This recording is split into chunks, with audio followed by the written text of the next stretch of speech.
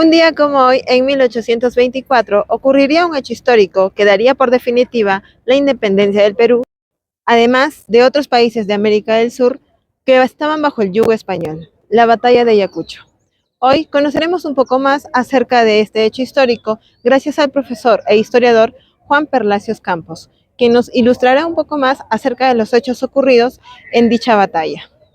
Hoy conmemoramos y celebramos el bicentenario de la batalla de Ayacucho.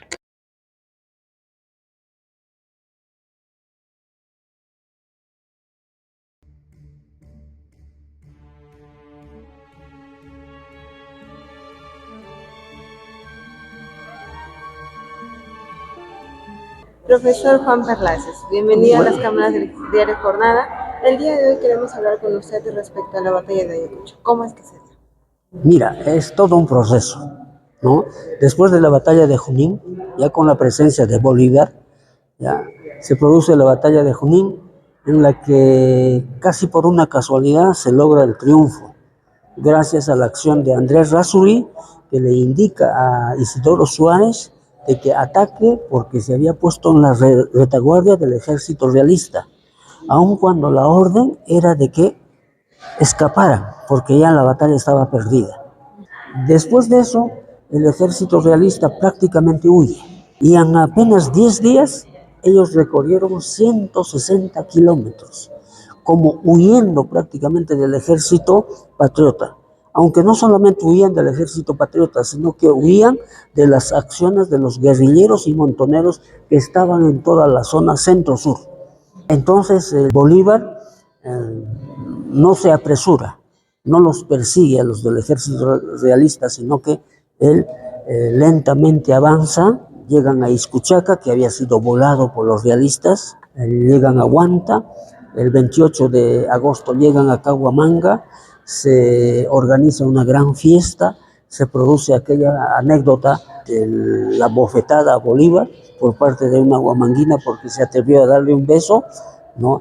Y luego continuaron a Vilcashuamán, de Vilcashuamán llegaron hasta Andahuaylas, de Andahuaylas llegaron a Zanaica y finalmente esperaron qué sucedía. En 7 ellos habían llegado hacia la zona de Pacaicasa, mientras el ejército realista había pasado a la zona de Huaychao, a la zona de Acosvinchos, y luego había venido hacia la zona de La Colpa, y después otra comunidad que existe ahí.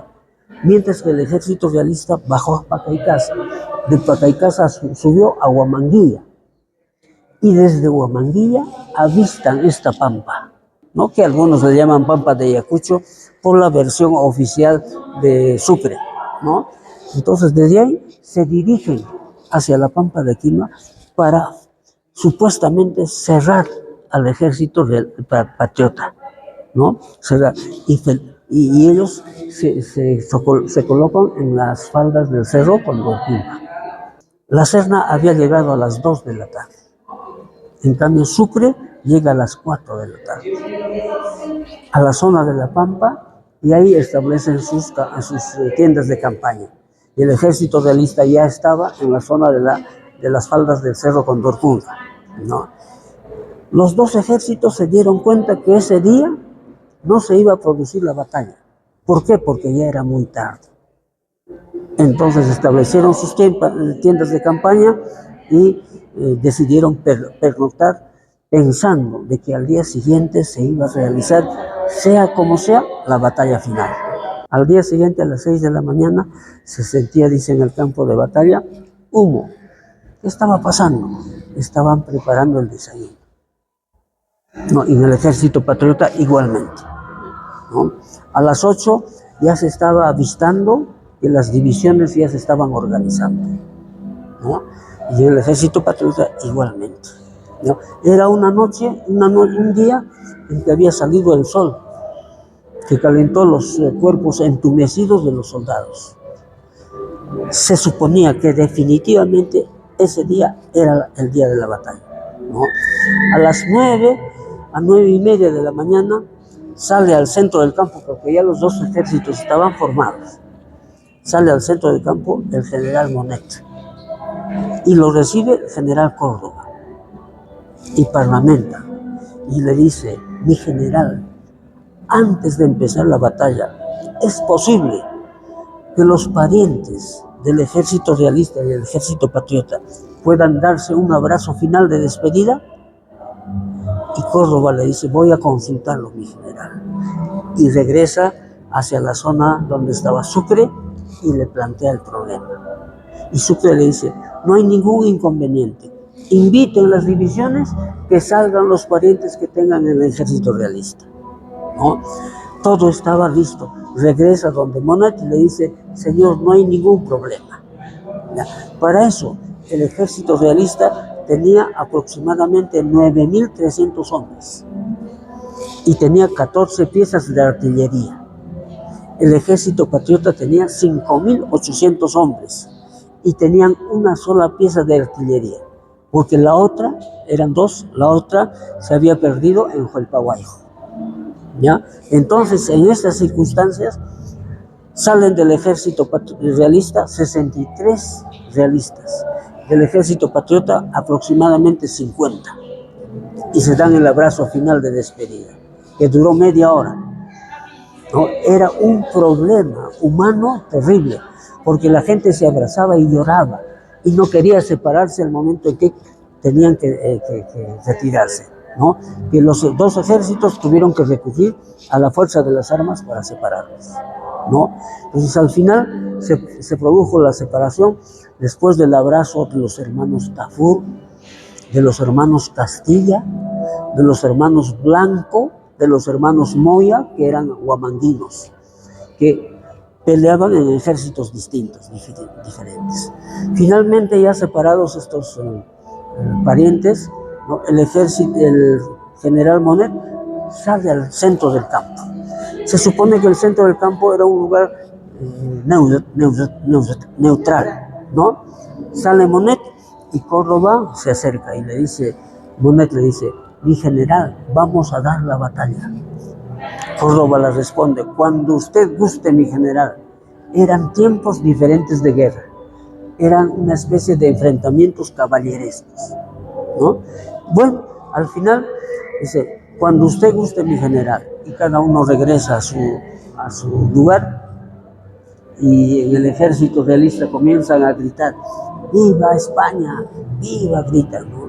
¡Viva el rey! ¡Viva! En el ejército patriota, Sucre va de división en división y comienza a decir: soldados de los esfuerzos, de hoy pende la suerte de la América. Otro día de gloria va a coronar vuestra admirable constancia. ¡Viva el Perú! ¡Viva la América! ¡Viva la independencia! ¿No? Entonces, en todas las divisiones se escuchó esta arenga, ¿no? Fuera de eso, cada división tenía su jefe. Lara, por ejemplo, dice: soldados beneméritos, ustedes son grandes sobrevivientes de grandes batallas. Hoy día vamos a dar la libertad en América. ¿No? ¿La burlaréis? No, no, gritan, ¿no?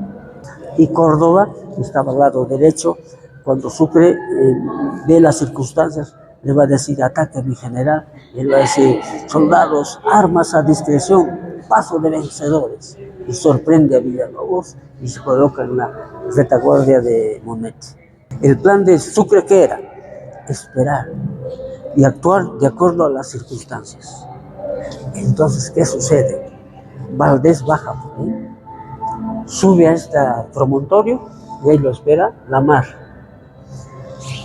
Una actitud muy feroz, fuerte, pero Valdés era superior y lo derrota. Pero no contaban con que detrás de la mar estaban todos los guerrilleros y montoneros que habían venido de todo el Perú, que estaban como reserva. Ellos entran a la batalla. Y el señor Valdés no podía llegar al promontorio. No llegaba.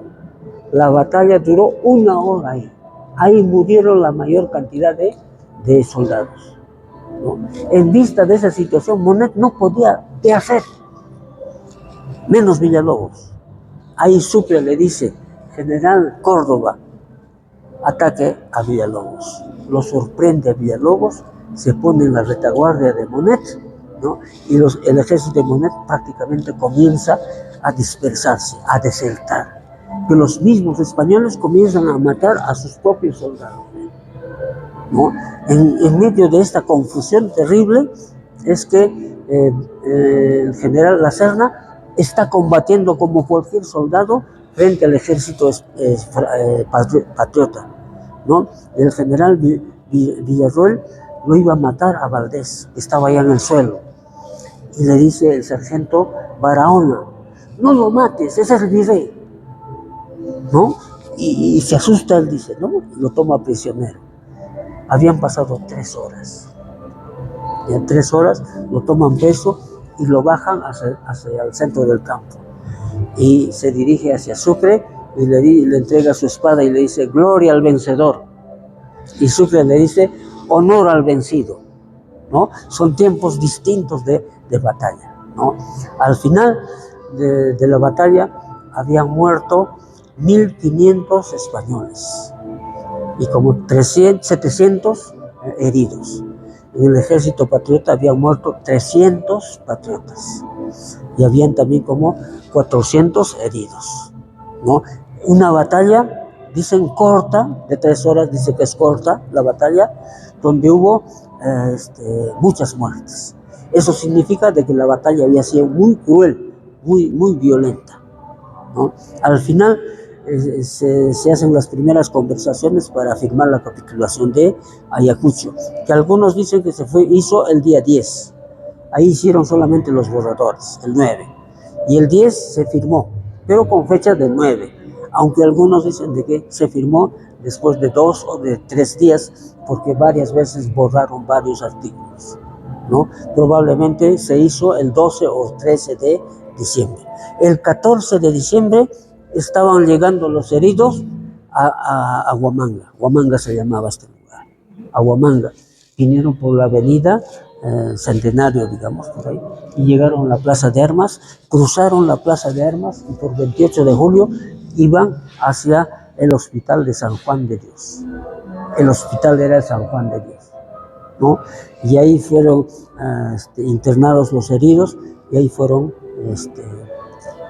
tratados, ¿no? Este es más o menos, digamos, en este proceso de la batalla de Ayacucho.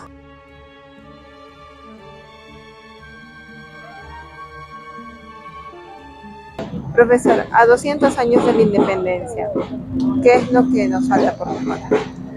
Lamentablemente nos falta todo.